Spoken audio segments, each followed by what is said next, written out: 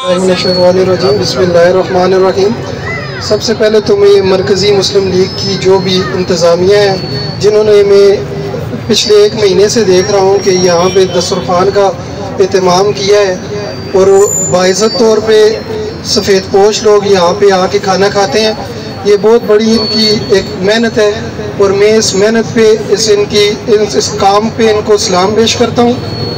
और दूसरा, मैं अपने जो भी ताजरान हैं, सिविल सोसाइटी है, जो भी लोग हैं, उनसे गुजारिश करता हूँ कि आप जो पेशा भर बेकारी हैं, इनको देने की बजाय आप इन जैसी तंजीमों के साथ ताउन करें। ये लोग जो व्हील चेयर्स देते हैं, ये लोग मुख्तलिफ जो हमारी बहनें घरों में बैठी हैं उनके जहेज़ का इंतज़ाम करते हैं। ये तंजीमें यहाँ पे सफ़ेद पोश लोगों को खाना खिला रही हैं। इन जैसे लोगों की आप हौसला अफजाई करेंगे, इन जैसे लोगों के साथ आप तावन करेंगे तो अल्लाह आपके माल में भी बरकत देगा और ये इज़्ज़त जो दार लोग हैं, सफ़ेद पोश लोग हैं, वो यहाँ बाइज़्ज़त तरीके से खाना खाएंगे।